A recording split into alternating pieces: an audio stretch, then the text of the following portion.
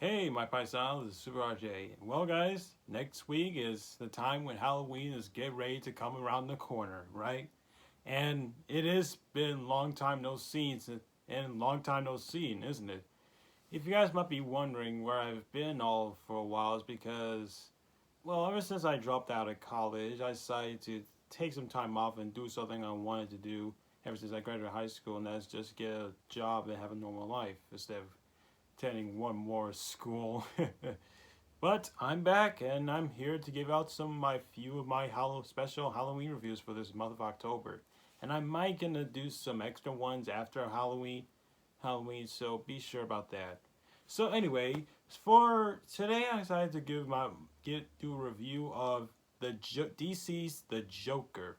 Now, there's no common surprise is that I love the Joker. Even though I'm not a Batman fan myself, I'm more of a Spider-Man fan, but I will say Batman is definitely one of the best DC superhero of all time.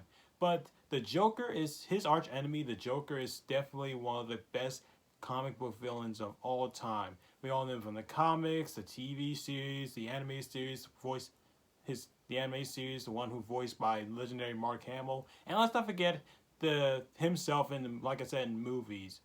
From the actor who plays the Joker from the Tim Burton movie, the Dark Knight film. But now we're getting a new movie based off how the Joker became, well, the Joker. So I saw the movie last week, and I'm ready to give out my full-on thoughts.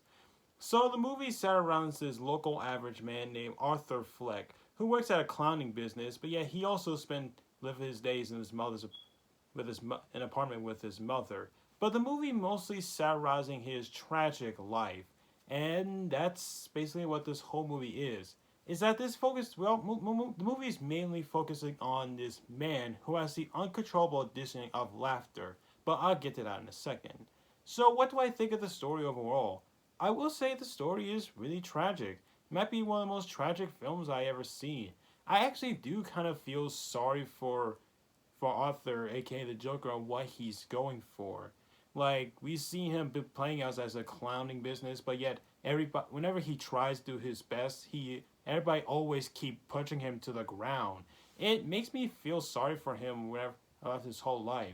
And yet I do respect for what he does in this movie. Like he does respect some of his friends at work. He does love caring about his mother, and he does wanted to make people smile and all that. But the one thing that he has a hard time following is, well, his controllable laughter.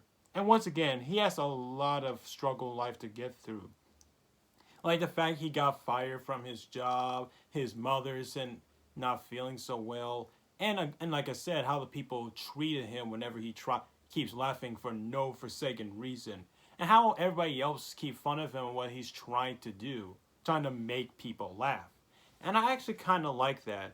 And speaking of which, the movie also tries to have a lot of insane moments, like there's a lot of killing. Well, there's not that much killing in this movie, and that is kind of like in my opinion, kind of a bit of a downgrade of this movie. It doesn't have that much psychotic killing that we get to see the Joker really do.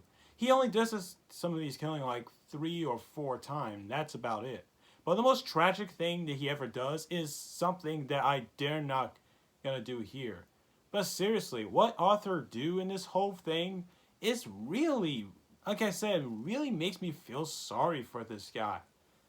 Sorry for this guy. Throughout his whole life, he's discovering who he is, but yet whenever he tries to do something that make everybody laugh, he sees that everybody that he likes and don't like, really shun him all throughout this whole thing. And I have to say that is kind of a new, interesting way how they trying to build up on the Joker who he's supposed to be. And again, I never got that much into Batman and read the comics or the series, one of the series or the movies that much. Well, except for the Dark Knight films and Tim Burton film. But I can get through about this character a lot throughout this whole thing. And as for the other characters, well, again, it's just the Joker and the main focus of this film. Even the people who interact with him are still conflicted to him.